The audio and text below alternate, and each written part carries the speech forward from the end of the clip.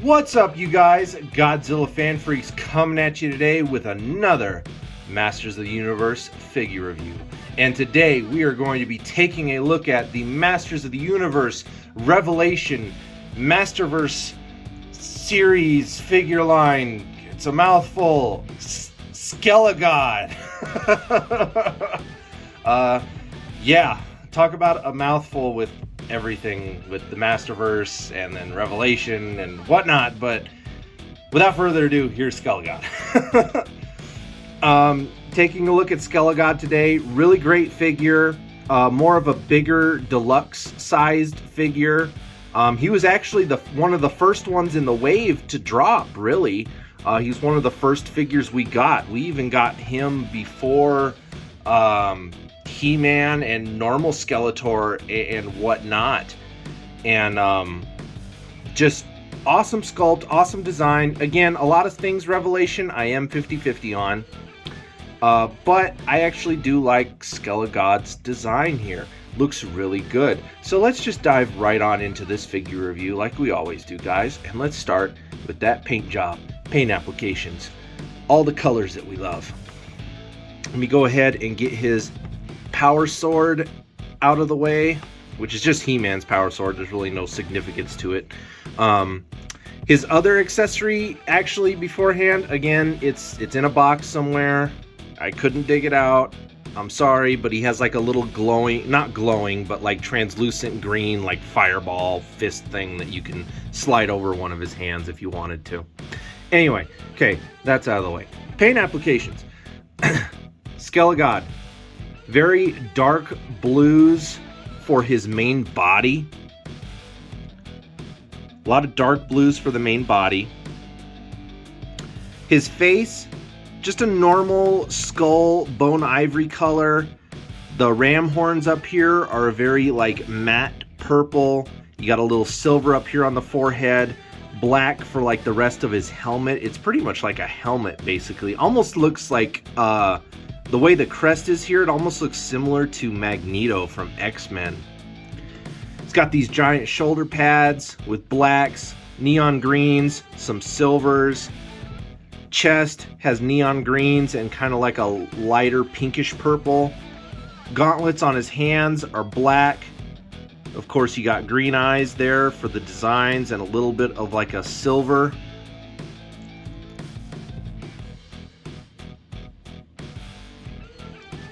Loincloth down here, silvers, blacks, mainly.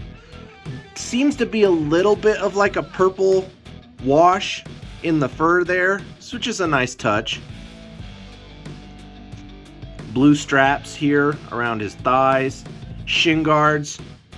I love the armor detail on this guy. Like, whenever I create like a character in like, let's say like Skyrim or, you know, some sort of like medieval hero adventure game, I always deck them out with like, it seems to just be like very extravagant, like evil, very characteristic looking armor. You know what I mean? It's just not your plain Jane, you know, armor. I always go for like the crazy looking armor, whether the stats are good or they're garbage. I don't really care. As long as my character looks cool, that's what I like.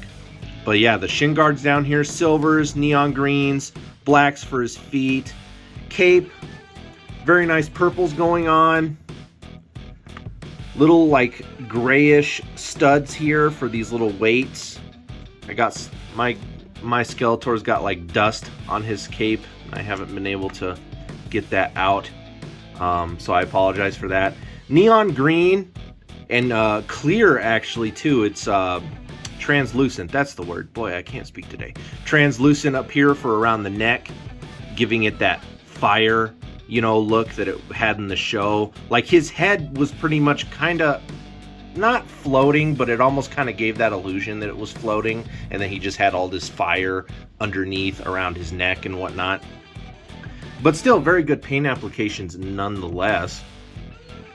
Detail, pretty much your same body that a lot of these other figures have been having. He has the same pretty much body mold. He's got the H from He-Man sculpted into his chest. Again, all his armor pieces, you got all these pieces here that look like those like rhino beetles.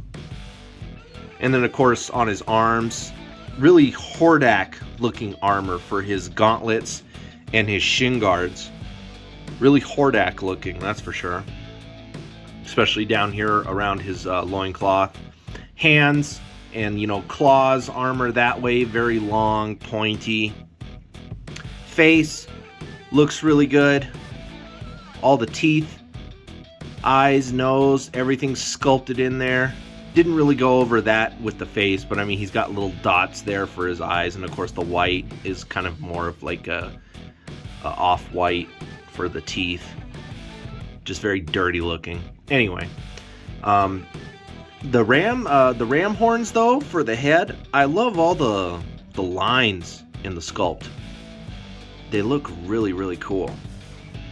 And I'm actually glad that my camera's really focusing this time around. I think what happened was, and I think I can do it in the video here.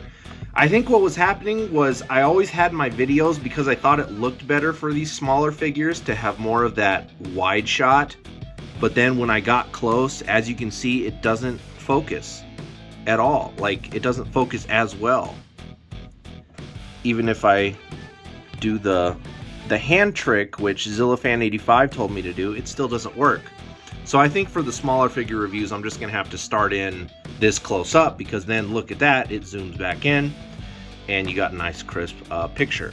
So my apologies for that, you guys. I just thought the wider shot for these figure reviews worked better, but I'll just use the standard default from now on. So I apologize for that. If anybody ever wants me to review, re-review any of the Masters of the Universe figures that have came out that way, in the future, I can definitely do something like that. I don't mind doing re-reviews of certain figures I've already done.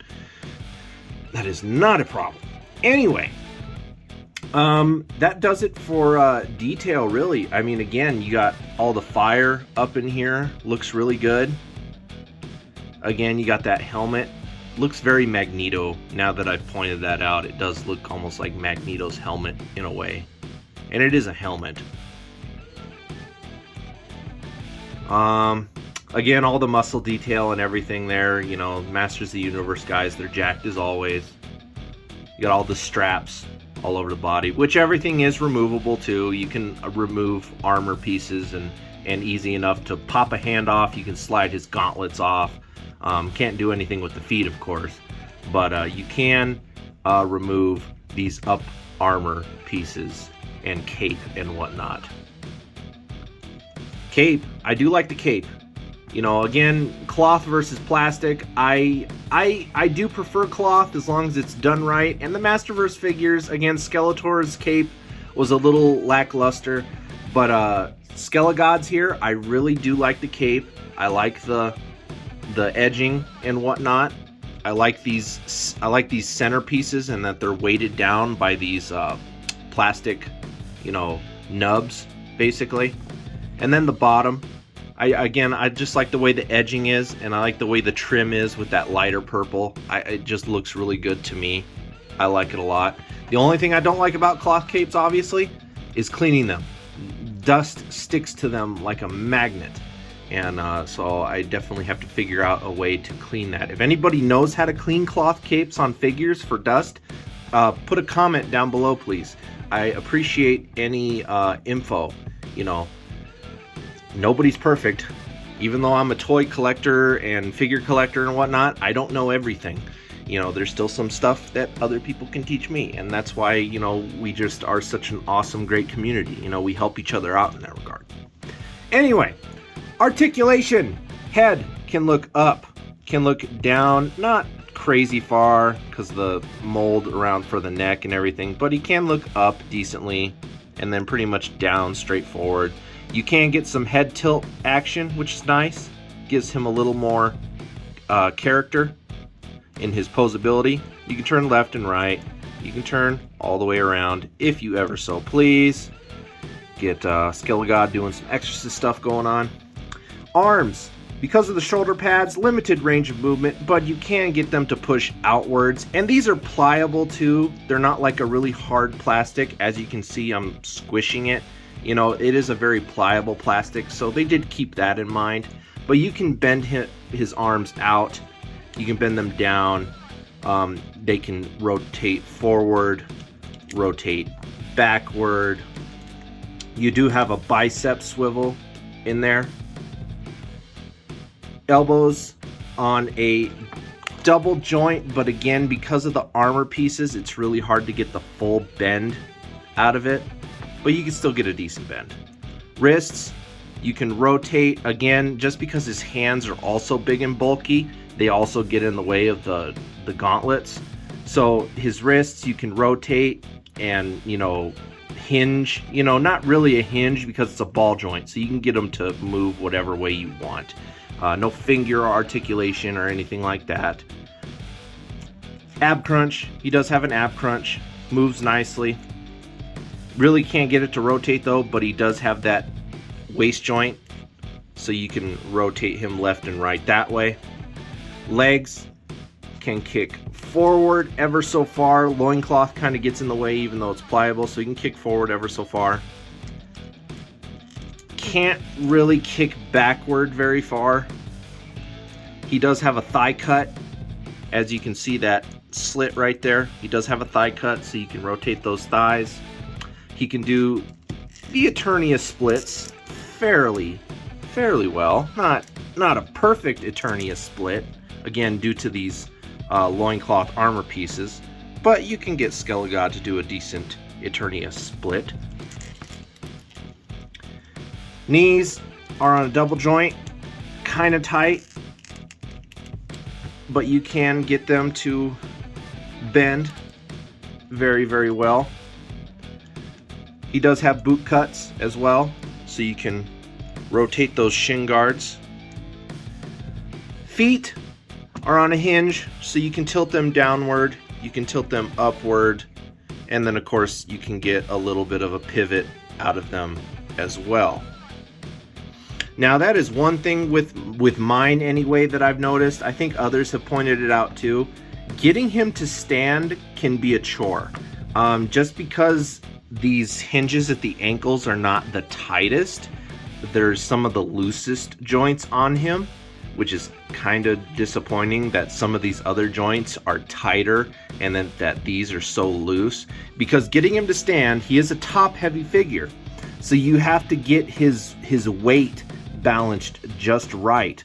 Otherwise, those legs are just going to easily just flop over. They just flop over, and you can see how they just bend. They just bend, especially this one. This one's really loose. But so he does have sort of an issue with standing. You do have to work with him a little bit. See, now I can't get him. Now that joint just wants to bend.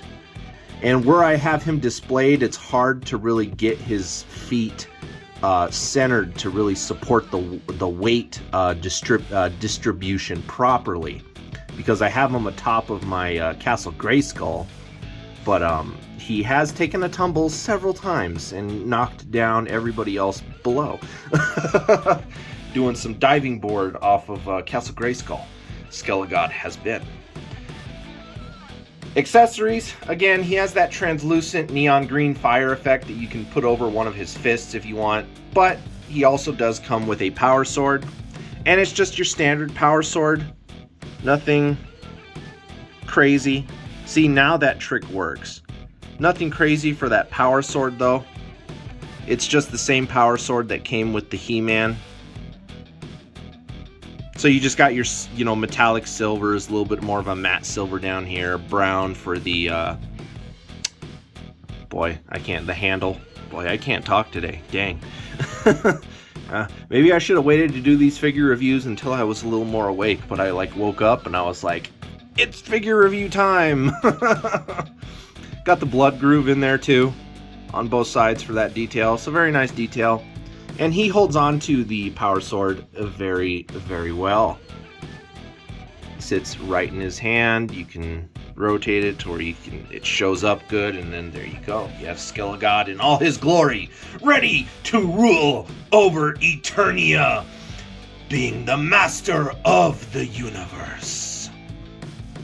Anyway, you guys, that just about does it for my figure review. Again, I don't really do scaling with these guys, but again, he'll fit in well with anybody in the Masterverse line. He'll also fit in well with classics figures. And that just about does it, guys. He's a really good figure. Really happy to have him in the collection. I am always still after Skeletor figures from the 87 movie, and I know Nick has one. He has the Skelegod from the 87 film, and he's been constantly keeping an eye out for me for one of those classic Skelegod 87 figures. And so I really appreciate that. Of course, it's really not in the budget at the moment, so if he was to come across one, I'd have to turn him down. But I do appreciate Nick Adams helping me out a lot, trying to find Skeletor figures that I want and want to add to my collection. Because again, even though I did branch out and I have a lot of different other figures, my collection is still mainly good old mean greeny baddie himself, Skeletor. Favorite character. He does make up the majority of the MOTU collection. You know, I have a Skeletor here, I have a Skeletor there, Skeletor here, Skeletor there. Oh, there's one over there, there's one right there. So, anyway, you guys, I hope you enjoyed my review on the Masterverse, Masters of the Universe Revelation figure of Skelegod. Like always, you guys, please comment, like, and subscribe. Don't forget to atomic blast that notification bell. Don't forget to like and follow Godzilla Fan Freaks over on Facebook. And then don't forget to follow Godzilla Fan Freaks over on Instagram as well. And stay tuned every week, you guys, for my weekly shows, Kaiju Chill O'Clock, that I do live. Lots of fun segments on there. We have a great fun time. And then I forgot to plug this in my other Master of the Universe figure reviews. But again, you guys, if I get 50 likes on any of my Masters of the Universe videos, I will review the Origins Castle Grayskull.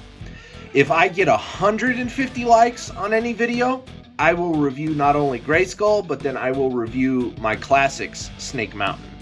So, 50 likes for Grayskull, 150 likes for Snake Mountain and Grayskull. Alright, you guys, thank you very much for watching, and we will see you in the next video.